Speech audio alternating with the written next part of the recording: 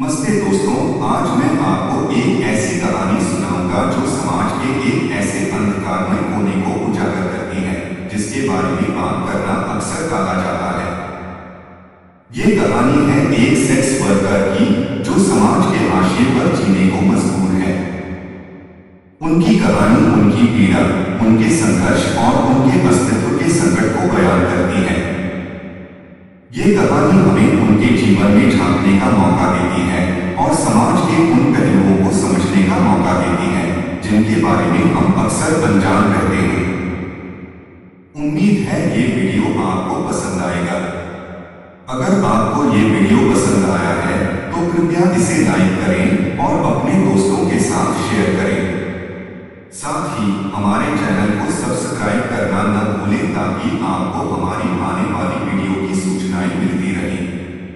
तो चलिए बिना किसी देरी के शुरू करते हैं उनकी कहानी। पश्चिम बंगाल के 24 परगना से लाई गई अनीता की जिंदगी कई पथरीले रास्तों से होकर गुजरी थी। वह बताती हैं, मेरे घर में माँ बाप और एक छोटी बहन और भाई थे। घर में हमेशा पैसों की किल्लत रहती थी। ऐसे में कमाने वाले एक और हाथ की जरूरत थी। इसलिए मैंने सोचा कि मैं भी कमा लूं तो घर में कुछ मदद हो जाएगी। तब गांव के ही एक आदमी ने मुझे शहर में नौकरी दिलाने की बात की। उसने मेरे माँ बाप से भी कहा था कि वो कोई काम दिला देगा और अच्छे पैसे मिलेंगे। करीब 5 साल पहले मैं उसके साथ आ गई, लेकिन कुछ दिन का मटोल करने के बाद उसने मुझे कोठे पर बेच दिया। उस वक्त अनीता के लिए तो जैसे दुनिया ही पलट गई। कुछ दिन तो उसे समझ ही नहीं आया कि उसके साथ हुआ क्या है। वो उन लोगों से जाने देने की मिन्नतें करती रही, लेकिन उसके लिए किसी का दिल नहीं बसीजा। नौकरी करने आई अनीता के लिए यौन कर्मी बनना मौत को गले लगाने जैसा था। शुरुआत में अनीता ने इसका बहुत विरोध किया। उनके साथ मारपीट तक हुई। जान से मारने, चेहरा खराब करने की धमकियां दी गई। अनीता कहती हैं, मेरे पास कोई और रास्ता नहीं था। एक तो मैं उस जगह के लिए नहीं थी। वो जगह मेरे लिए जेल बन गई थी। मेरे साथ जबरदस्ती भी की गई ताकि ग्राहकों के लिए मैं तैयार हो जाऊं। अब मरने या आंख बोलने के सिवा मेरे पास कोई रास्ता नहीं था। मैं टूट गई और इस धंधे में खुद को सौंप दिया। लेकिन अनीता की जिंदगी में तब बदलाव आया जब उनकी मुलाकात मनीष से हुई। वो कहती है कि तब मनीष और उनके बीच एक खास रिश्ता बन गया। दोनों में से किसी को पता ही नहीं चला।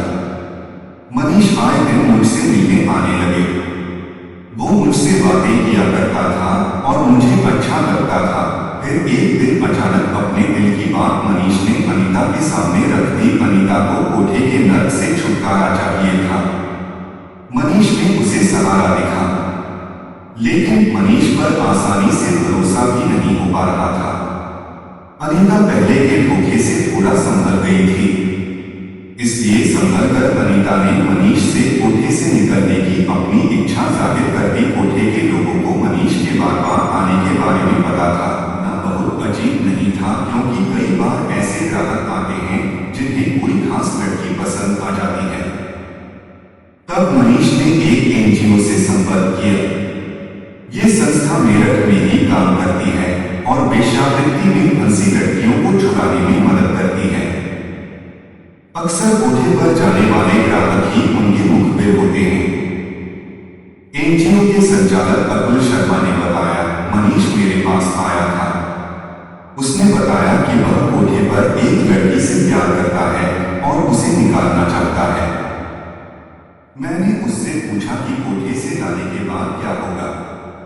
मनीष ने कहा कि वह अनीता से शादी करना चाहता है। अतुल शर्मा के लिए पहली बार में भरोसा करना थोड़ा मुश्किल था।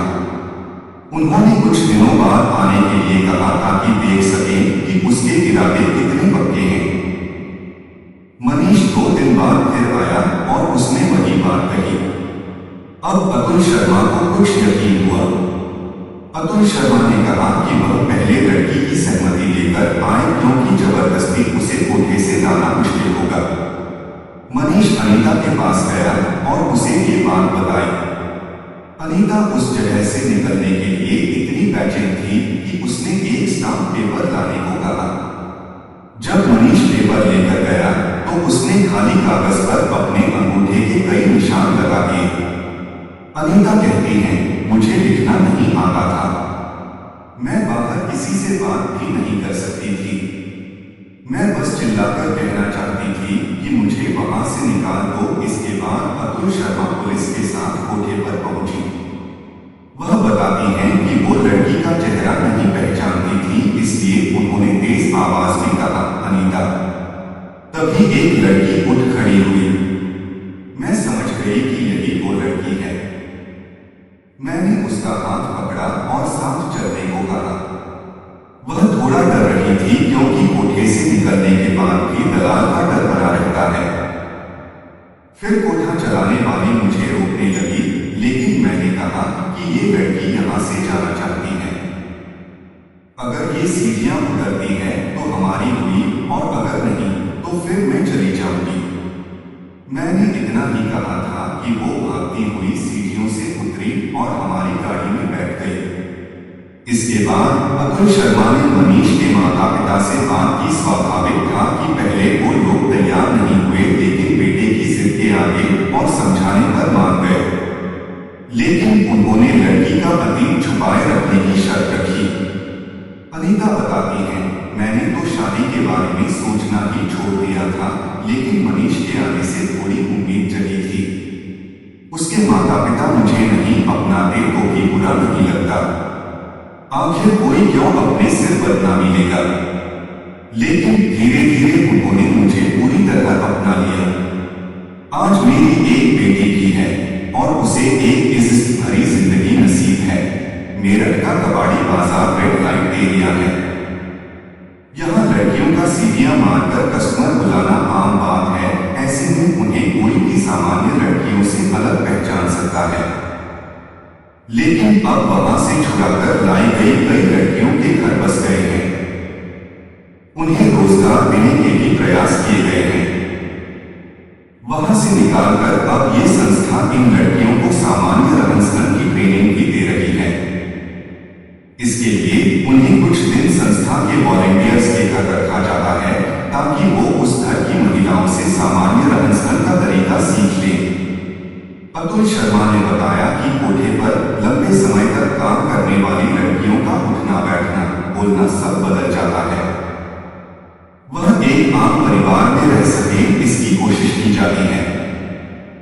अगर आपको ये वीडियो पसंद आया है तो कृपया इसे लाइक करें और अपने दोस्तों के साथ शेयर करें। साथ ही हमारे चैनल को सब्सक्राइब करना न भूलें, ताकि आपको हमारी आने वाली वीडियो की सूचनाएं मिलती रहें। आपके सपोर्ट के लिए धन्यवाद।